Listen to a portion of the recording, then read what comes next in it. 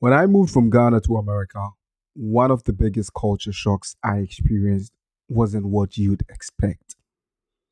It wasn't the weather, it wasn't the food, it wasn't the size of everything.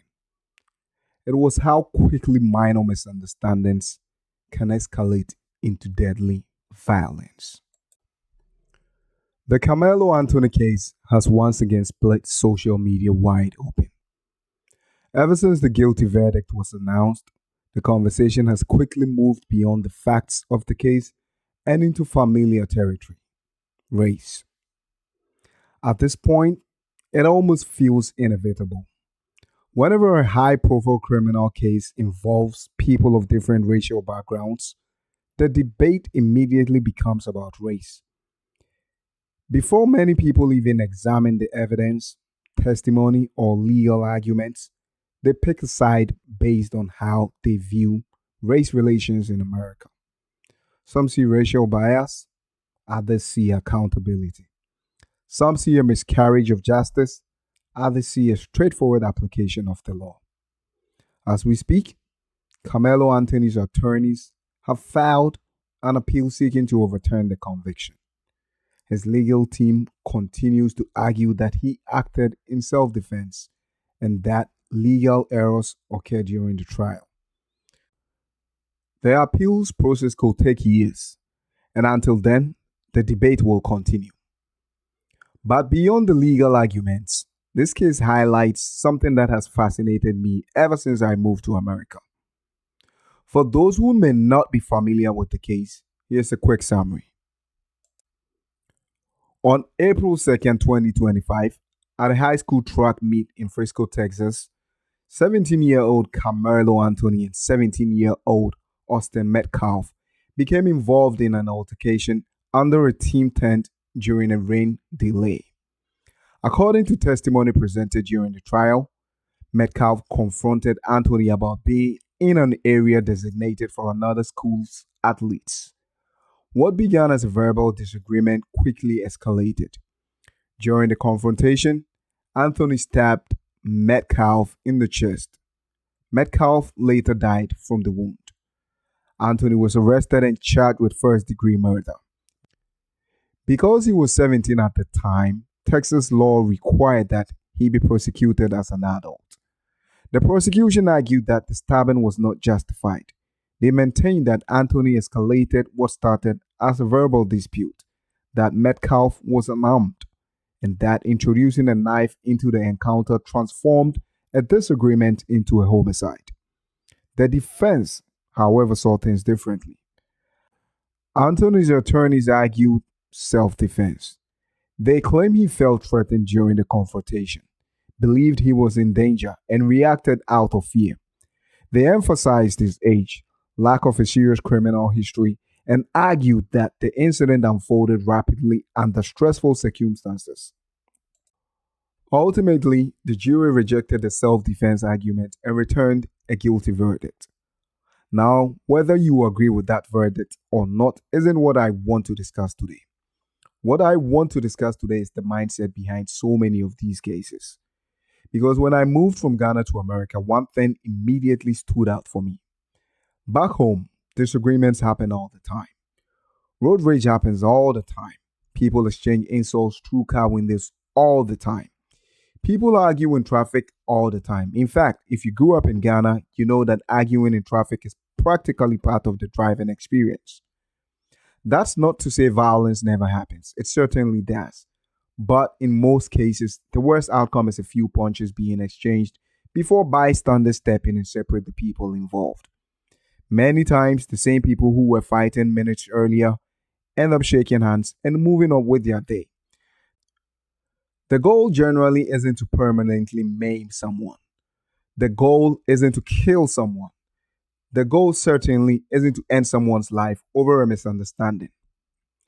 Now, I know there are people listening who still have outdated stereotypes about Africa. There are people who imagine Africa as a place where people are constantly fighting and killing one another. Those stereotypes persist largely because of decades of selective media portrayals. But anyone who has actually spent time in modern African cities knows that reality is far more complex than those old narratives. And thankfully, in today's interconnected world, more and more people can see that for themselves. What shocked me most wasn't just the violence itself, it was the reaction to the violence. Because once social media became a major part of everyday life, I started seeing countless videos of fights, arguments, and confrontations. Some of these situations could have ended with a few bruises and hurt feelings. Instead, they ended with someone dead. I've seen videos where a simple fist fight suddenly turns into a stabbing. I've seen arguments escalate into shootings. I've seen teenagers involved in disputes that ended in funerals. And what disturbed me wasn't only the violence, it was the comment section. Sometimes you would expect to see people expressing sadness, concern, or sympathy. Instead, you see people joking. You see people treating life and death situations like entertainment. One thing that particularly shocked me was how casually people discussed head stomping. You see a fight where someone falls to the ground, and the comments are filled with jokes saying that wasn't a real fight because nobody got stomped in the head. Think about that. Someone is already down, someone is already vulnerable, and the first instinct people joke about is causing potential permanent brain damage. I've noticed it in fights involving men, and I've noticed it in fights involving women as well. Someone falls, and immediately people start talking about stomping their head. And I find myself asking, what exactly are you trying to achieve with that action? At what point did winning an argument become less important than destroying another human being? Then there are countless stories that make national headlines. A road rage incident turns into a shooting. A custody exchange turns deadly. An argument between neighbors becomes a homicide. A dispute over snow removal results in multiple deaths. A misunderstanding at a gas station becomes a murder investigation. And almost every time, the same justification appears: self defense. I feared for my life. I felt threatened. I thought they were going to hurt me. Those words appear over and over again. Sometimes the claim is legitimate, sometimes it isn't. But what I've noticed is that many people seem to believe that simply saying I fear for my life automatically justifies any action they take. Then the trial begins. Then the evidence comes out. Then they discover that the legal definition of self defense is much narrower than what social media led them to believe. And by then, it's too late. Someone is dead, someone is going to prison, multiple families are destroyed.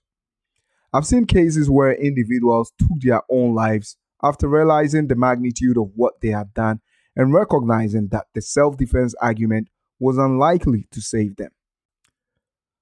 And that's why I believe America needs a serious conversation about conflict resolution. Not race, not politics, not left versus right, conflict resolution. Somewhere along the way, too many people seem to have adopted a kill or be killed mentality. Some people appear to view every confrontation as a potential life or death situation. As a result, the first instinct becomes reaching for a weapon rather than finding a way to de escalate. Now, I understand America is unique. The right to bear arms is deeply embedded in the country's history and culture. And that isn't changing anytime soon. But surely we can have a conversation about how people respond to conflict. Surely we can teach better de escalation skills. Surely we can encourage people to walk away from situations that don't need to become deadly. Because when you look at so many of these cases, you realize something tragic. Many of the people who died didn't have to die. Many of the people who killed didn't have to kill at all. And many of the confrontations that ended in tragedy started with misunderstandings that could have been resolved through conversations, restraint, or simply walking away. For me, that remains one of the biggest culture shocks I've experienced in America. The idea that an ordinary day, A minor disagreement or a brief misunderstanding can suddenly become a life or death encounter. If we're ever going to reduce these tragedies, we have to start talking honestly about conflict, escalation, and the mindset that turns disagreements into funerals. Because we are losing too many lives over situations that should never have reached that point in the first place.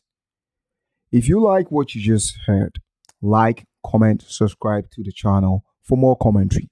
Thank you.